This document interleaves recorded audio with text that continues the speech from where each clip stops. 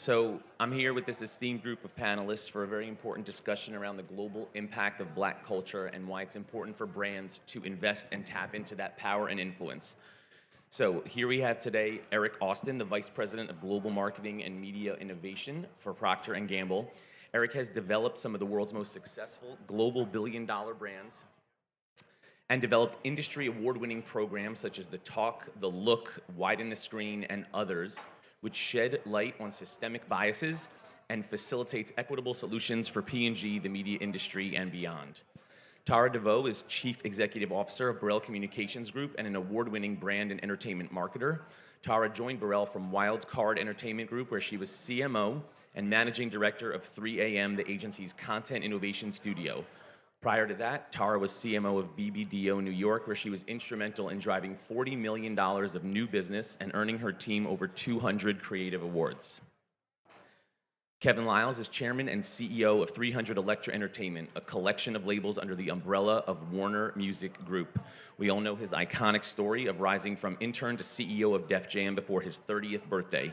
Kevin's current investment portfolio includes Authentic Intelligence, an immersive content platform that brings brands closer to emerging music artists and super fans.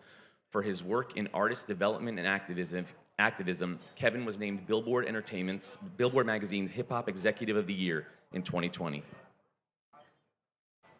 So look, we all know everywhere you look today, right, in pop and mainstream culture, you see the influence of Black culture.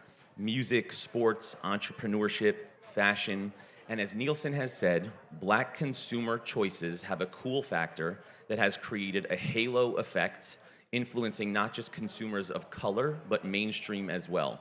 Black Americans are a growing population with a growing buying power, and they over-index for media consumption, yet there is still work to be done to move the needle forward regarding equitable investment in the media landscape to Black-owned and Black-targeted media, as well as diversity reflected at the top organizations.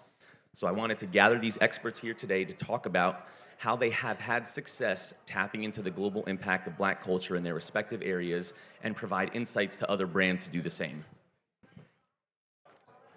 So Tara, I'm going to start with you. So much research points to the power and influence of the Black community and culture, yet a lot of brands still seem not to get it, right? They don't do it right, they don't get it at all. Why do you think that is? And do you even think that the Black community itself knows the consumer power that they have?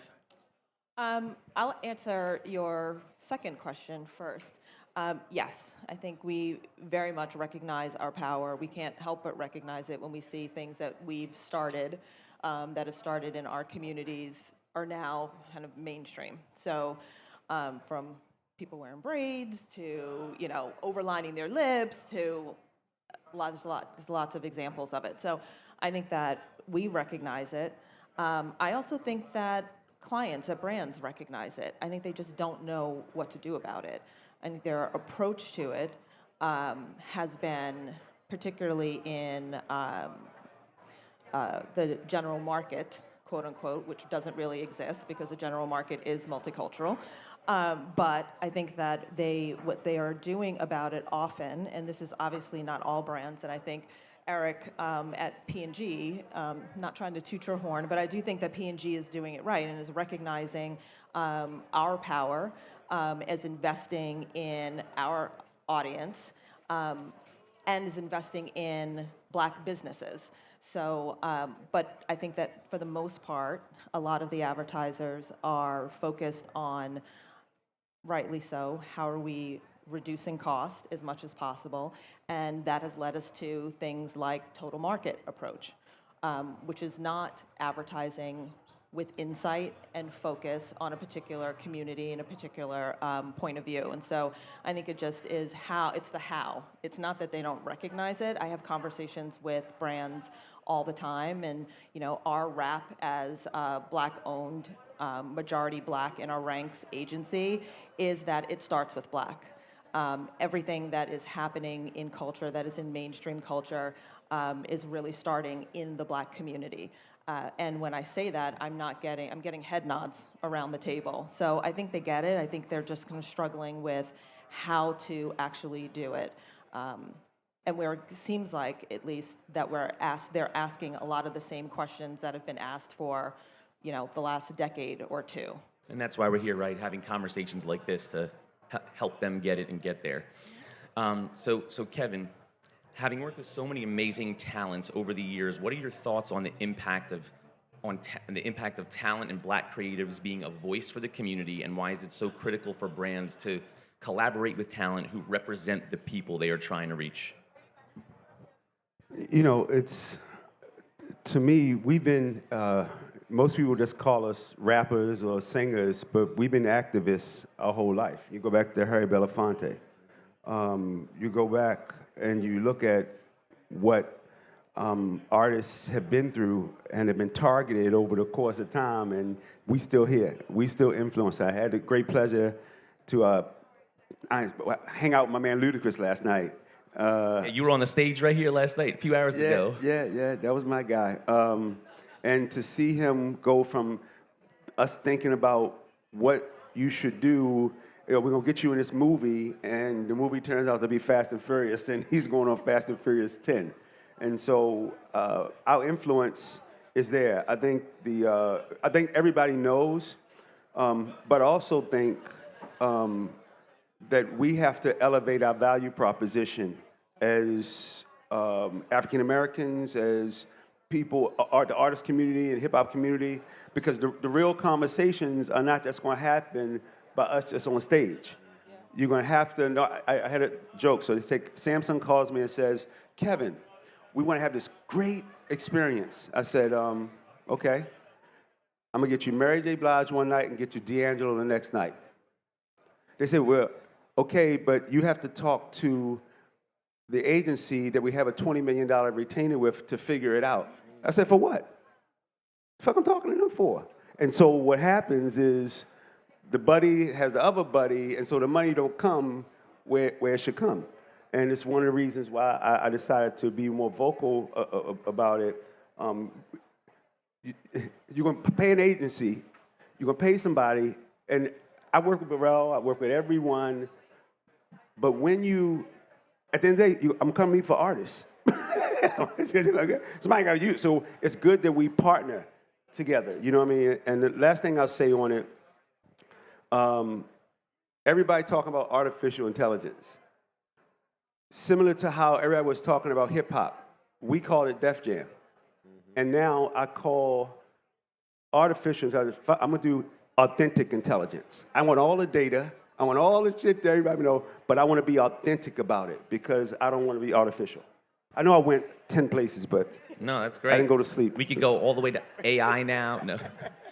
So speaking of talent, right, Eric, P&G has often worked with notable talent in its creative. Tell us about the decisions and reasons behind that, and how partnering with Black talent helps to build the connection and affinity with Black consumers, or really any consumer.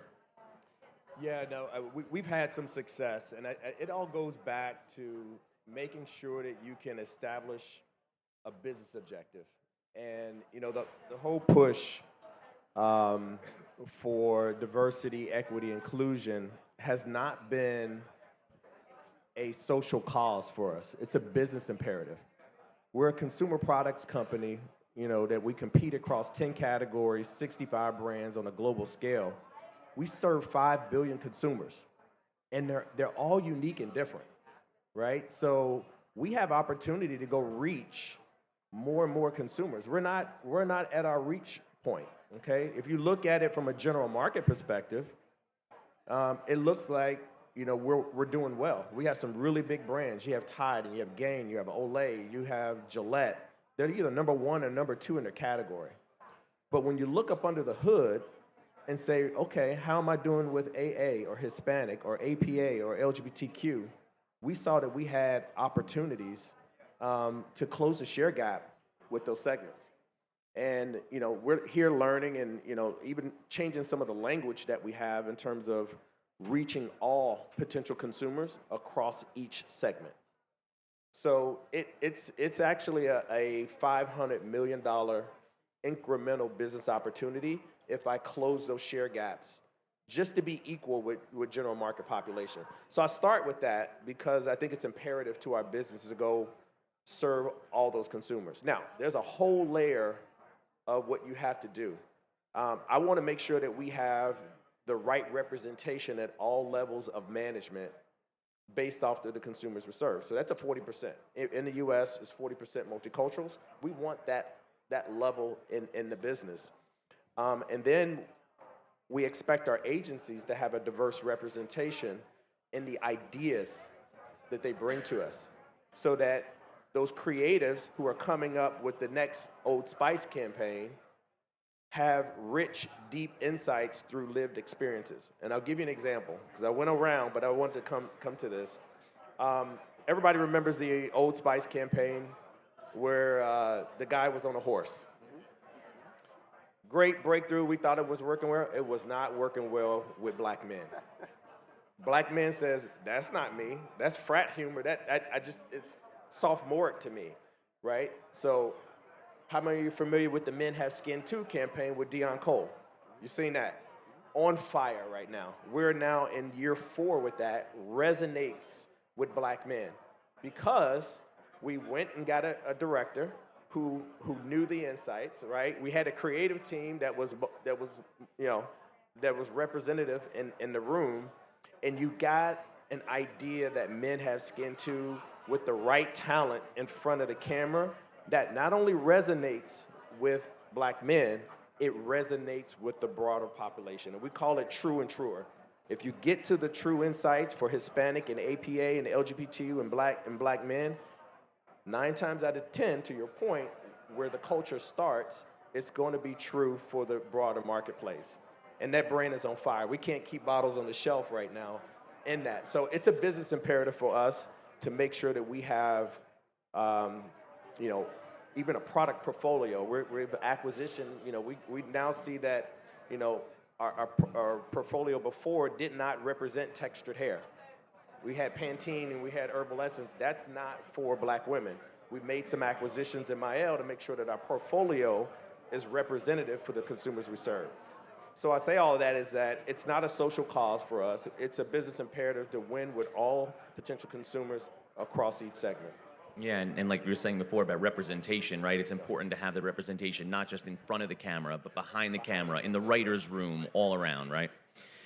So Tara, what are some of the best practices that you and your teams utilize that enable brands to effectively and authentically connect and engage with the black consumer? As Eric said, for us it starts with strategy. So it really starts with understanding who the audience is and how they move. We talk about the difference between surface culture and deep culture. Not just understanding the things that are the obvious, men, women, black, white, demographics, where they're living in the world. We really focus on surface culture, the things that drive identity, the things that drive community and the feeling of inclusion. And that's how we approach kind of strategic development in order to get to work that resonates with the audience. It's also why we are, by the end of this summer, we'll be rolling out the results of a segmentation study where we have segmented the US population, and it's not a racial segmentation, it is an identity segmentation, because race is just one part of identity, and I think it's often it's clearly the most obvious part, but I think it's oftentimes led there. Black people think this, Hispanic people think that. And that's very far from the actual truth. And so we have 5 segments. Race is one component of it, but it's not even the leading component for most of the segments and how those people identify. So I think that for us, as I said, it starts with kind of strategy and understanding the audience, and not just understanding kind of black consumers, although it really starts there for us. It is then understanding what that black consumer insight, what the impact of that black consumer insight has on all consumers. Because a lot of the work that we do, although it is focused on the black market, our clients end up running it in, across all of their media. So, just as you were saying, it is work that starts there, but it resonates with all. Yeah. So Kevin, you touched on authenticity before a little bit. Let's go a little deeper there. You know, throughout your amazing career, you've seen and experienced firsthand the power of music and its ability to drive authentic connections between a diverse fan base, right, and brands. How important is authenticity when building brand impact, brand awareness, and brand affinity? What role does it play, and how can brands, you know, we were saying before, some brands don't get it. How can they get it? How can they tap into it and ensure they're being authentic? I think people, the music is the soundtrack to your life, and music is medicine. And I remember what I'm going through with Doug and the whole YSL thing. I'm looking at Gunna, who came back, and he, this is funny. So, gift and a curse. He comes with a record, fuck you mean. Then he say bittersweet, and he got a record now, one of one. You go to the show, it's 90% white. You have these festivals where it's Rolling Loud, all these things have now come around, and I think it's amazing what we do. But I want to learn to talk like you. I like how you talk eloquent and shit. So I look at, like he look at his brands, Gillette and Nirvana, all those things. Every one of my artists is a micro business. And they're not talking to the same people. Bailey Zimmerman, when he said rockin' the hard pace, ain't the same with Gunna say. You know what I mean? And Thug is not this one, and Mary J. Blige is not this one. So as much research and time he spends on those things, we do the same thing. But people look at it as it's just music. All the data and stuff, it's when I find a new artist. I remember Fetty Wap, if you guys get a record called Trap Queen. He comes into the office, and the girl say, "Did you see his eye?" I say, "I don't care about his eye. I hear about him say hello. I don't care about his eye." And so it's things that, and I tell you, we're constantly influencing. And I don't know if you guys remember when Run DMC said "My Adidas." That was when I knew. At that moment, we don't need even.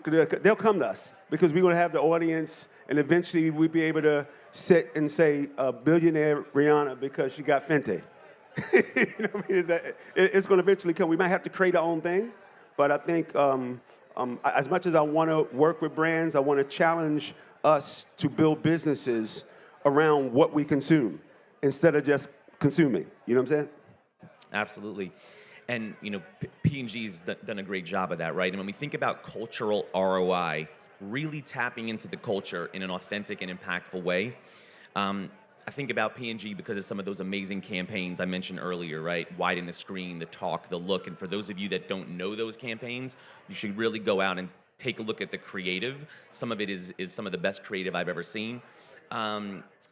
But when you think about a CPG's advertisements, you don't necessarily think about that type of creative because it's not product focused, right? But clearly it's working. Tell us a little bit about those, how they came about, the ROI and response P&G has received because of them, but also how can other brands really emulate that and do the same thing and have that success? Yeah, it's a great question. Back in 2017, we saw a big opportunity to go win with African Americans. And like I said, it's an internal play in terms of making sure that we have the right representation on our brand teams. It's a portfolio play, and it's a market play. But before we just jumped right into speaking to the black consumer so directly, we came out with those films. It was the talk, and it was the look. And they weren't really branded. We may have had a couple brands on the end card, but if you haven't seen it, you can go and Google it. It's out on YouTube. But we really wanted to be authentic and connect. And those films connect in at a very essential level. You know, what the talk was about surfacing the conversations that black families have with their kids, particularly young men, as they leave the house, right? Same conversation my dad had with me in terms of, hey, if you get pulled over, this is what you need to do. This is real. You're walking down the street. This is what you need to do. in light of Trayvon Martin. We had to surface that. And it was really rooted in bias and having a conversation. And the return on that was really having a piece of stimulus that sparked conversation. And a lot of times conversation leads to better understanding, and understanding leads to action, okay? So that was the purpose of that film, and if you want it, it's to give us a little bit of street cred, that we hear you, we see you, and then all the other things start to show up, right? And when we start to direct, market, but we really want to build a relationship with the black consumer first at an authentic level before we start hitting them over the head with product benefits. So that was the purpose of those films. It had a very specific purpose. It wasn't necessarily tied to a brand. It was at a company level that, hey, allow us to build a level of trust and give us permission to have a relationship with you. Yeah, that's great. I mean, hopefully other brands will follow that lead, right? It's so important to build that I think connection it's super first. important. Some brands will jump right out there and do not have the credibility and actually get it wrong. Yeah. Right? And we've seen that over and over again. You have to take really small steps to generate that trust. And you have to do it all year round, right? Yeah. It's not just Black History Month. It's not just Black Music Month, Juneteenth. It's a constant relationship there. So, Tara, in light of what some may say has been an ongoing trend of some advertisers maybe reducing budgets lately allocated to multicultural audiences, what key considerations do you believe are essential for those brands to consider going into 2025 as they're planning their budgets for 2025? I actually don't think brands are reducing their budgets towards multicultural audiences. I think that they understand that is, as Eric said, that's a business decision.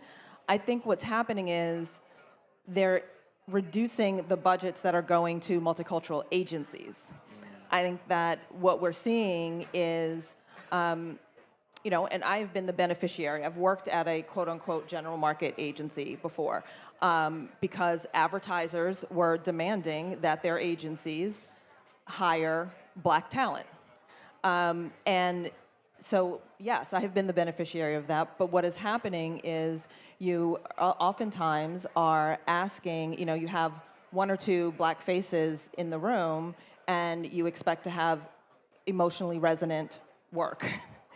And it just doesn't work like that. Not saying that you have to work with a Black agency in order to work, to deliver to Black audiences, but I think in very much the same way Eric was just speaking, where it's like, we had to take a step back and actually, before we start selling people things, we actually had to commit to that audience and show our commitment and our level of understanding. I think what also goes along with that is committing to Black-owned businesses.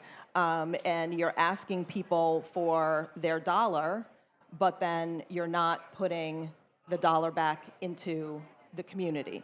And so that's where I think there's a lot of, with the reduction in DEI, with the reduction in spend, I think on those efforts, multicultural agencies, and not just Black, Hispanic, Asian, are seeing the deficits, and we're seeing the impact of that. Yeah, and it's like Eric said before, you have to have that representation all around, like at Black-owned agencies, right, to be able to get the creative that the brands want. Absolutely. And I think that we also, as a Black-owned agency, one of the things that I think is important to me is that we make it so that it's easy to work with us, because sometimes it's not.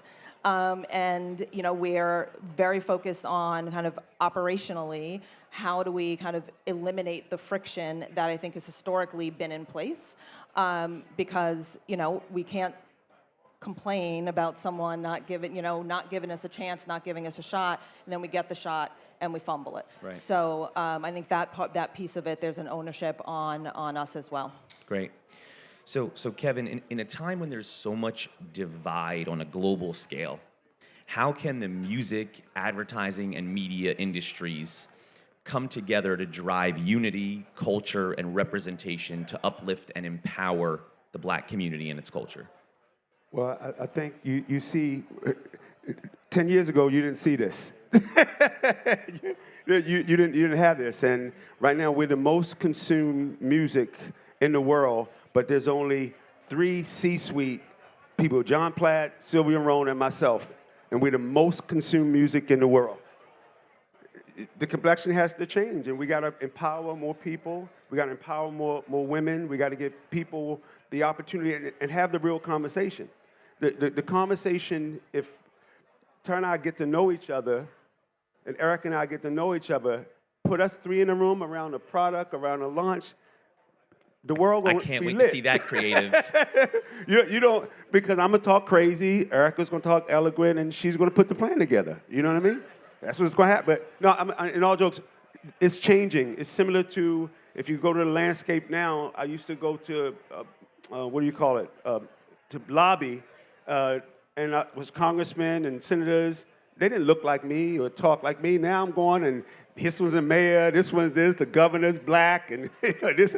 So I'm having a better chance. And I think the same thing has happened on this. And I do agree with T when she said, I don't think they're reducing the budget. I think the wrong people are having the wrong conversations, and there's not enough of this going on between us.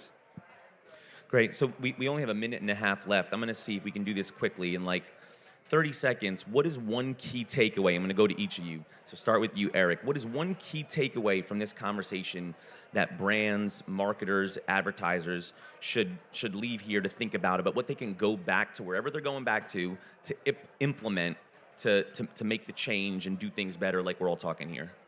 Yeah, and I think representation, inclusivity is just good for business. That's just our mantra. It's good business. You know, when you invest internally in making sure you have the internal talent, and when you invest in Black-owned and operated media, for us it creates jobs. I mean, for them it creates job opportunities, which those things lend into spending power to purchase P&G brands. So it's a full circle. So I would say, you know, think through, you know, inclusivity, DEI, whatever term you want to use. It's good business. Great. It's great business. I mean, it's just where the market and the world is headed. Yep. It's not just the right thing to do. It's good business. Good business. Tara? I would say if you're investing in this audience, then seriously consider investing in an agency that is representative of the audiences that you want to serve. Kevin? I would say, I would ask all you guys, if you could have been on a journey when Bailey Zimmerman picked up his first guitar, and then he goes on tour with Morgan Wallen, then he starts selling out arenas. What if you could have took that journey with him? He plays Gibson guitars. You could have been on a journey with Mary J. Blige. You could have been on a journey with Rihanna. You could have been on a journey with it. Just imagine if you were there early and believed in them as a brand. They use it, start early, because if not, I'm gonna knock you over the head with the money later. Because I already made it. So I'm saying, to me, I would ask that you guys just don't look at us. We're still human beings. We're still using the products. We're still doing the things with you. And I'll say this in front of everybody, I love for us to have a further conversation, not just here, but let's open it up, because I'm sure there's things that we could do together. Awesome. Thank you, guys. Thank you, everybody.